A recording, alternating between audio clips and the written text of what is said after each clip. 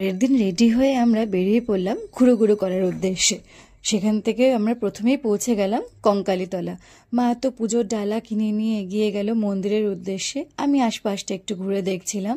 শোনা যায় যে 51 শক্তিপীঠের মধ্যে একটি জায়গা মা কোমরের একটি অংশ এখানে পড়েছিল বলেই জায়গার নাম হচ্ছে কঙ্কালীতলা। আমরা নর্মাল দিনে সেখানে গেছিলাম, বাট সেদিনও যথেষ্ট ভিড়ই ছিল। তারপরে মন শান্ত করে মায়ের পুজো দিয়ে পাশে একটি শিব মন্দির আছে, সেদিকে আমরা এগিয়ে গেলাম। তোমরা কারা কারা শিব মন্দিরটা দেখেছো বা গেছো একটু কমেন্টে জানিও তো। সেখানে বাবার পুজো দিয়ে আমরা বেরিয়ে পড়লাম আশপাশটা ঘুরে দেখার জন্য। তবে বাবা মায়ের পুজো একসাথে পুজো দিয়ে সেদিনকে বেশ ভালোই লাগলো। তারপর আমরা পৌঁছে গেলাম বুদ্ধ মন্দিরের দিকে, কিন্তু এতটাই আমাদের কপাল খারাপ ছিল যে বুদ্ধ মন্দির সেদিনকে বন্ধই ছিল। তো আমরা যাদের সাথে গেছিলাম, যে আমাদের নিয়ে গেছিল, তিনি বলল যে এটা নাকি বন্ধই থাকে। তো তোমরা কারা কারা এখানে দেখেছো আমাকে একটু জানিও।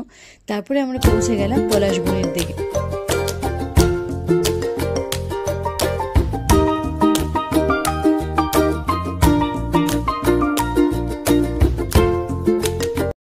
সেখান থেকে আমরা এগিয়ে গেলাম সোনাঝুরির উদ্দেশ্যে। সেখানে গিয়ে চারিপাশটা ঘুরে দেখে বেশ ভালোই লাগলো।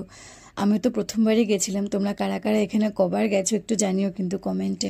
তারপরে নাচের সাথে একটু তাল মিলিয়ে আমরা এগিয়ে গেলাম আমাদের হোটেলের উদ্দেশ্যে। সেদিনটা এভাবেই কাটালাম। বাই।